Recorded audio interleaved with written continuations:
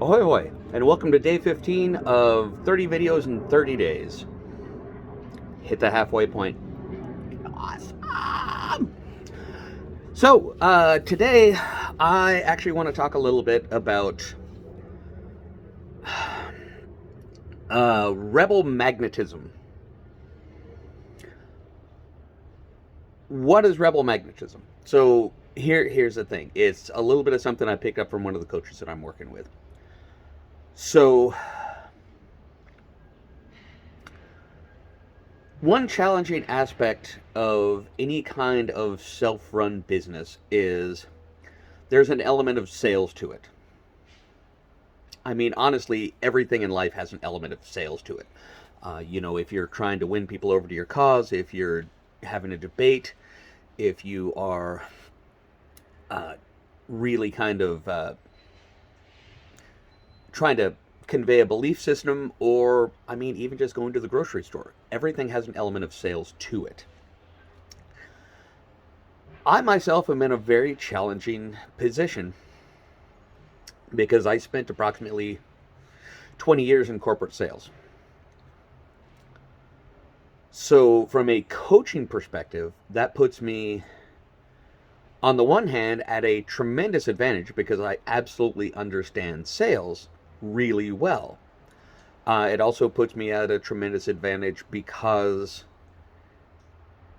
since I did all of my work on the phone, I had to become very, very, very good at verbal communication only, verbal communication exclusively without the benefit of body language. So my awareness of tone is excellent. My awareness of reading the room is excellent. Thanks to the pirates, I've had to be able to read people at a distance so that I would know who on a parade route I can go and play with and not necessarily get myself or anyone else in trouble, which is, again, another great skill. I have the sales skills. However, a byproduct of the 20 years in corporate sales is I have I have gained, unfortunately, a remarkably toxic relationship with the sales process itself. And that makes it difficult starting out. It makes it difficult going out there and trying to tell people that, hey, this is what I offer. Please, reach out to me. I would like to sell my value to you. So, one of the programs I'm in is very reliant on templates, which is great for starting out salespeople.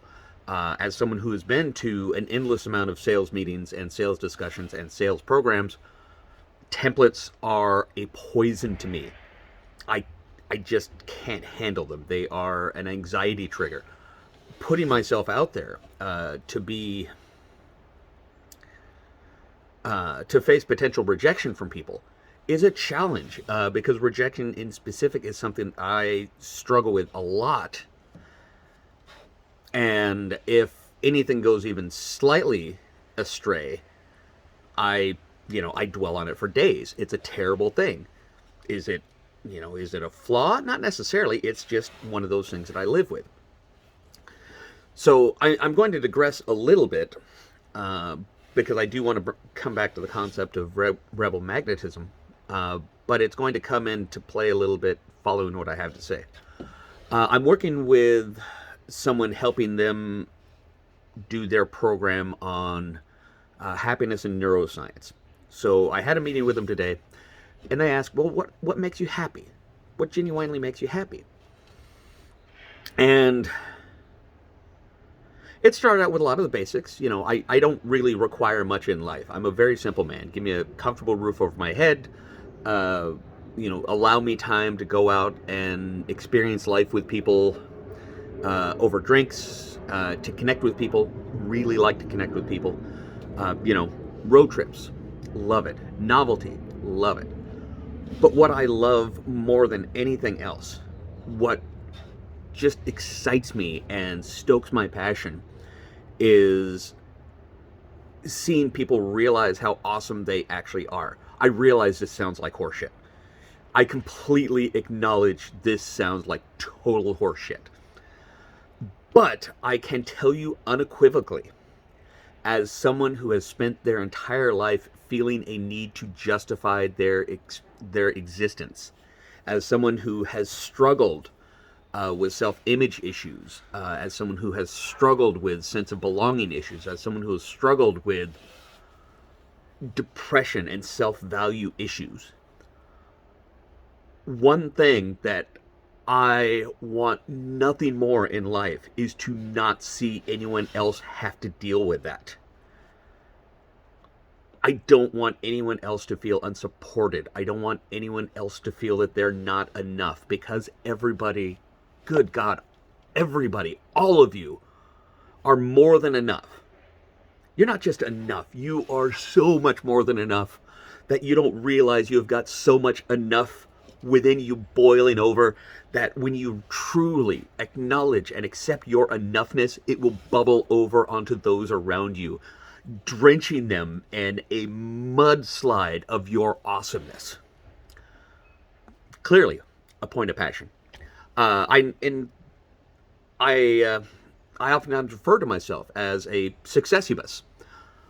I feed off the energy of other people's success. It makes me happy. And because I've spent so many years in self-loathing, it's really easy to be happy to see other people achieve their happiness. It excites me. It makes me so happy.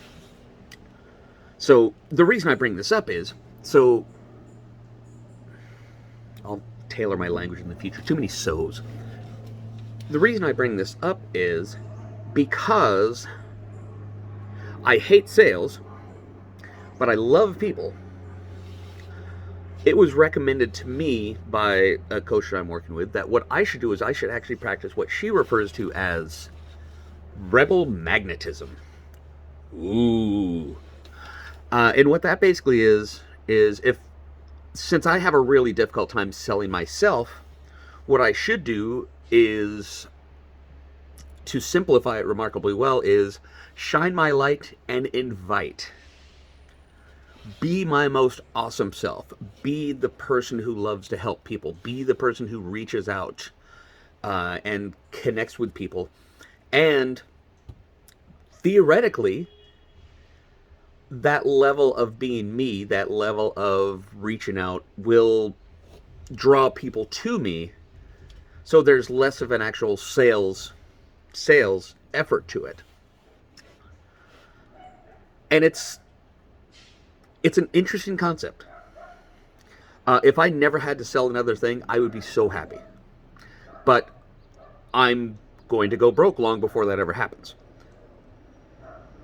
But what if I just advance forward on faith? What if I just keep helping people like I say that I do? What if I do my every morning, who can I help? How can I help them? And every night, this is who I helped. And people begin to notice that that's what I do, and they will reach out, and they will discover that when they're going through that difficult transitional time, when they're trying to figure out a course of action, when they're trying to find their own happiness or ground themselves for a big change, then the first person that comes to mind to either talk to or to refer someone to is me. Because for the people who know me and the people who've known me for a long time, you understand this is what I do. I connect people. I help people. That's pretty much it. It's a joke that I taught my eldest son's first sentence was, "I live to serve." I was called both brilliant by some folks and horrendously evil by others, but it doesn't change the fact that most of my life has followed that same attitude.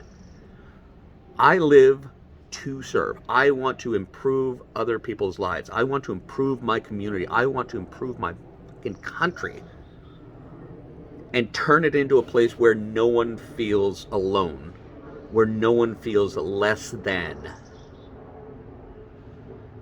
And one thing I can do really well is convince people that they are not less than. I'm having to do it, though, from a perspective of shouting from the mountaintops to people, you're enough. Please pay me to tell you that you're enough.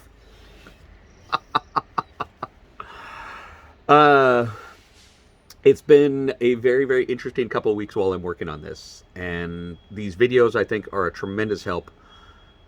And I really should stop saying and. I have high hopes this will work.